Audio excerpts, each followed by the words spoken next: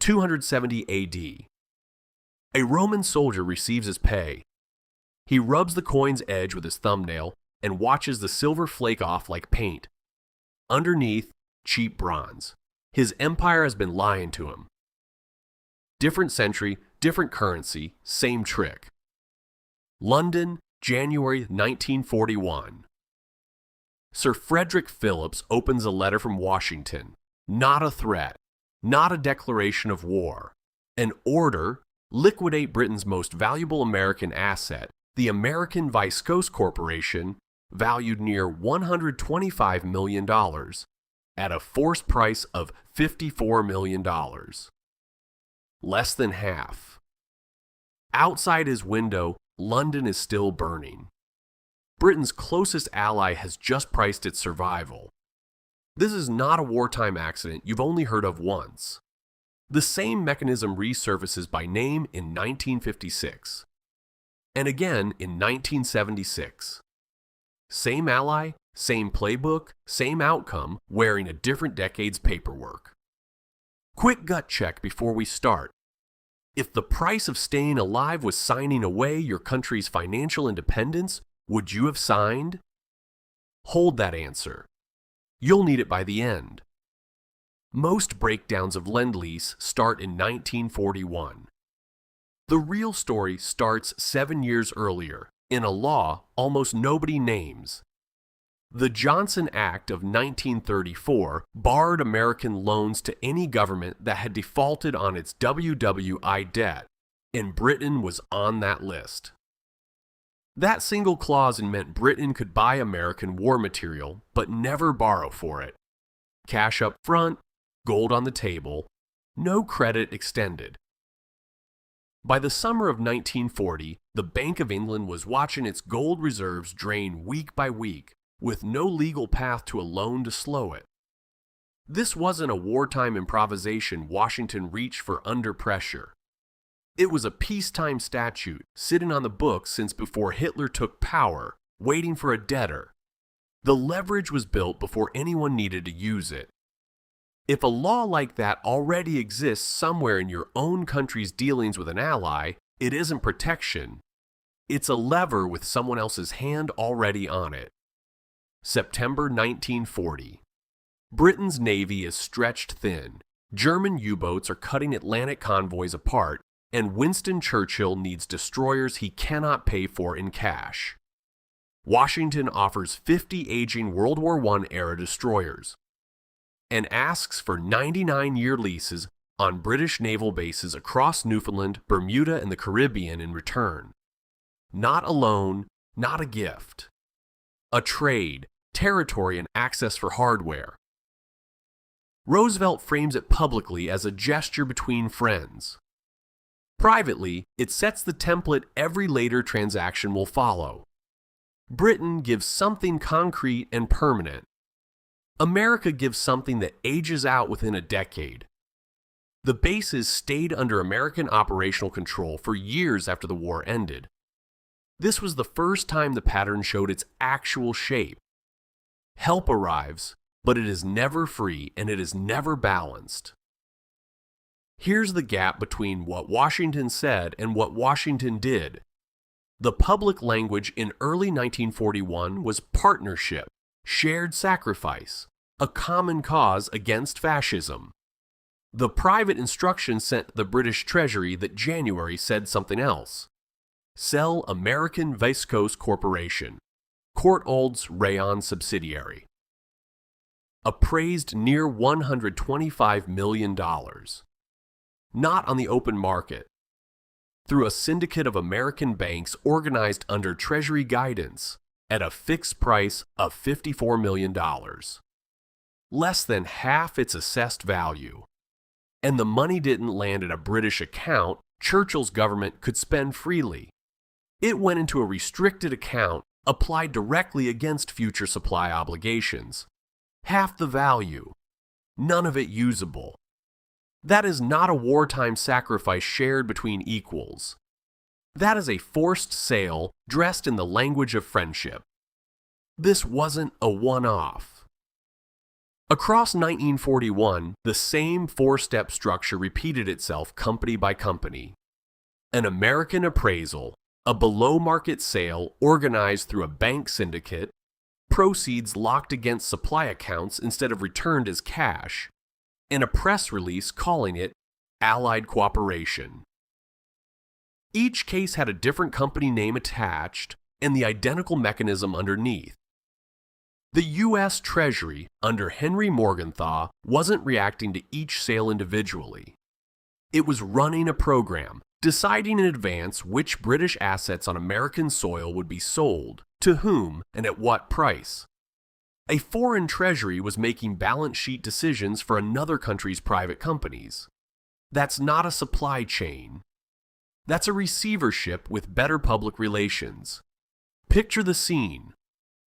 September 1940, a British scientific delegation lands in Washington carrying a single black metal box. Inside is the cavity magnetron, built months earlier by physicists John Randall and Harry Boot at the University of Birmingham, a radar breakthrough American researchers have been stuck on for years. Britain hands it over in an afternoon. Along with it, jet engine schematics, sonar designs, and early nuclear research. No licensing agreement, no royalty clause, no equity stake.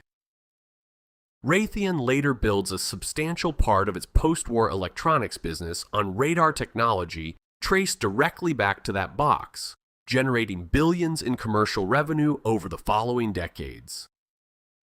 Britain's share of that revenue, zero by design, not oversight. The intellectual property crossed the Atlantic unconditionally, under the same pressure as everything else.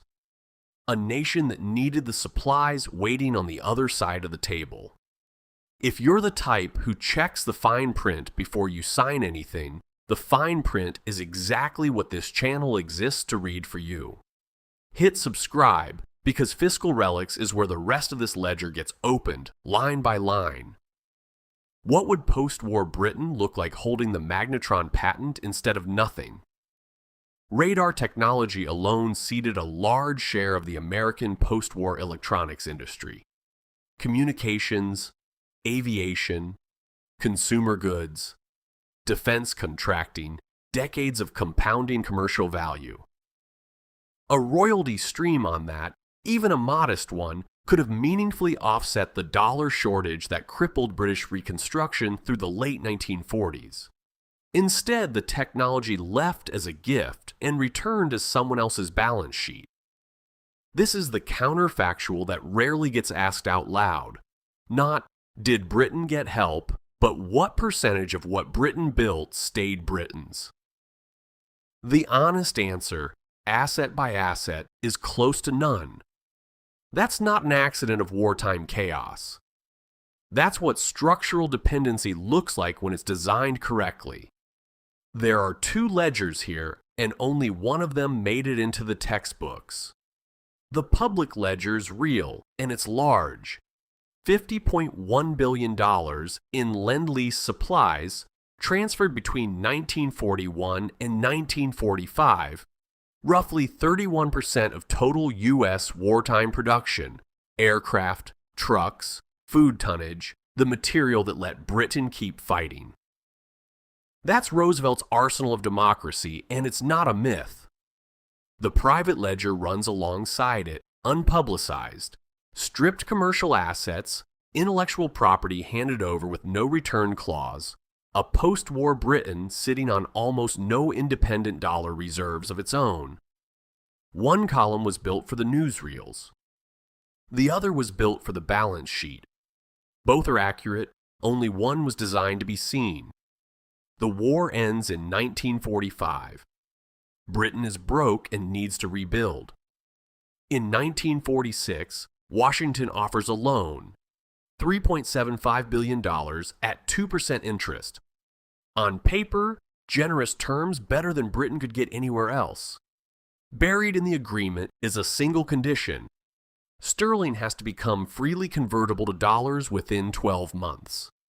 When that clause takes effect in the summer of 1947, British reserves collapse. close to $1 billion drains out in a matter of weeks as dollar holders rush to cash out sterling before anyone changes the rules again. London has to suspend convertibility within a month just to stop the bleeding. The loan wasn't generous. The condition was the weapon. It did more damage to British reserves in 5 weeks than the 2% interest rate would have done across 5 years. 1956. Prime Minister Anthony Eden commits British troops alongside France and Israel to retake the Suez Canal after Egypt nationalizes it. Militarily, the operation succeeds within days. Then Washington acts, not with a warning and not with a warship. The U.S. Treasury blocks Britain's access to emergency IMF credit and lets it be known that it's prepared to sell off sterling bonds on the open market, a move that would collapse the pound's value overnight. No tanks, just a closed door and one phone call. That was the entire ultimatum, and it worked. Within 72 hours, Britain withdraws its forces. The empire that once decided who got a seat at that table discovers in real time that it no longer holds one. Here's the misconception worth correcting before you close this tab. None of this was a betrayal of the special relationship. It was the special relationship functioning exactly as designed. The mechanism running underneath Lend-Lease, the Viscose sale, the 1946 loan, and Suez does not distinguish between an enemy and an ally. It only asks whether a country needs something badly enough to sign for it. A debt opens the door. An appointee walks through it. The assets leave quietly, one transaction at a time. Britain kept its flag, its parliament, its monarchy. Every visible symbol of sovereignty stayed exactly where it was. What it lost, piece by piece, was the ability to make its own financial decisions without checking Washington's terms first. That's the part sovereignty doesn't cover.